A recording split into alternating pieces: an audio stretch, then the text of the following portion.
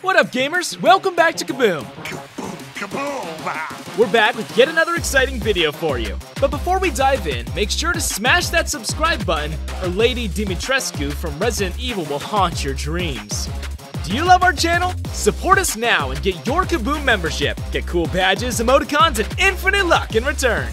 While every game developer, no matter how big or small, wants their game to look perfect, every once in a while we see a slip up so bad that it actually makes us laugh.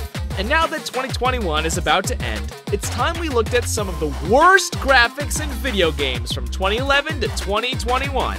Number 10, Godzilla, 2014. It's hard to digest that a game could be this bad in 2014. I mean, our favorite King of the Monsters seems so bad after playing this game. And the only sane thing to do is just stay away from this one and ignore it like it never existed. This PlayStation exclusive is nothing but a piece of crap disguised as a game. People had expected so much with this one because Godzilla is a big name in the entertainment universe, and all developers managed to do was ruin the game in its entirety. Number 9, Aliens. Colonial Marines, 2013. This one goes down as one of the most disappointing games in the history of gaming. Aliens Colonial Marines was so well received at first sight, and if we look at the E3 reveal, it all seems like quite well deserved, but the game itself upon release was a whole different story. This one was surely not what it looked like. From gameplay to graphics, everything was just a mess. The game could have been a big hit, only if the developers had spent more time perfecting basic mechanics of the game instead of just hyping it up while never being able to deliver the promise it was supposed to. Aliens Colonial Marines was supposed to be an intense thriller shooter, which it would have been only if the developers had worked more on the shooting mechanics. Number 8, Rogue Warrior, 2009. Rogue Warrior isn't a game of times where you can make an exception for graphics. While every other game was going up the ladder, this beauty just decided to be a big blunder, no matter if it's the graphics or the gameplay that we talk about. Even though the concept of the game was really unique and even promising, Rebellion and Bethesda just sunk this promising title with its super dumb AI system and tedious level design. This game could have been a hit only if the developers were a little more serious with their job. Number 7, RuneScape. RuneScape might be one of the most popular MMO titles of all time, with millions of players around the world. But I assure you that it has nothing to do with the game's graphics. In fact, RuneScape is considered to be one of the worst games when it comes to graphics quality. But we also have to keep in mind that the game's too old to worry about the graphics, because the reason why so many players still love this game is the classic MMO experience that we don't really see in many other MMO titles. Want better graphics? Maybe try out RuneScape 3 instead. Number 6, The Walking Dead Survival Instinct, 2013. Steer clear of this garbage, all you TWD fans. The gameplay has so many holes in it and the graphics seem no better than Minecraft, to be honest. The thing that I can't seem to digest is that The Walking Dead shares its name with this junk. The developers have tried to box this epic story into a game that seems so lacking in many aspects, which is why it never really took off. Number 5, Deus Ex. Deus Ex is this masterpiece that had super ugly graphics, but in spite of all that, the game was very well received and it is still considered as a revolutionary title. Most recent entries in the franchise, however, did fare as well as the original game.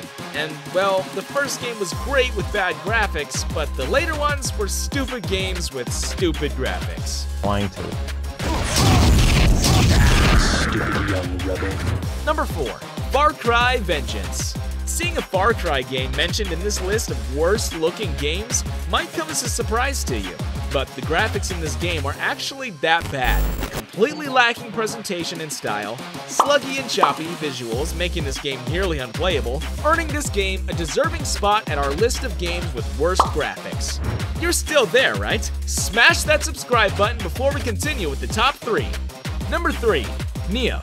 I'm putting this game on the list with a little uncertainty for sure. I mean, there's a part of me that wants it on this list, but then again, the game as a whole is so good. Nioh has been praised and very well received, but has also been criticized for being downright ugly, which is kind of true. The 2017 game should look way better than Nioh actually did. which became a major hindrance in Nioh's climb to the top. Nioh offers great combat, as well as the concept is very unique and likable, but the graphics surely don't do justice to the greatness of this game, which is why it's already lost in the history. Number 2. Mountain Blade Warband. This one is a legitimate masterpiece if we take the graphics out. I mean, M&B is this big blend of different genres like RTS, simulator, hack and slash, and as well as an RPG. Only if the game had better graphics, it would have been probably a big hit of 2010. The graphics are really edgy, discolored, and disfigured, which makes the game look so ugly that people overlook all the good in the title. The Mount and Blade series has been a favorite for a long time now, and like every fan ever, the only thing that this franchise has always lacked is good graphics. Number 1. eFootball 2022. Konami's attempt at rebranding their darling sports game series, PES, took a widely unexpected turn upon its release. eFootball 2022 has become the hottest topic of controversies amongst the gamers. And why not? I mean, the game literally is the definition of disaster. I might not have put this title at the first spot, but considering how this game was supposed to be a FIFA killer, I just can't help but push it through my microscope. Well, yeah, the stadium and some parts of the rooms look super nice, but when you take a look at the player design, especially Messi and Ronaldo, they look like meme material. If anything, eFootball 2022 is like a half-baked cake that no one really asked for. Check out this video. It's specially selected for you. You'll like it.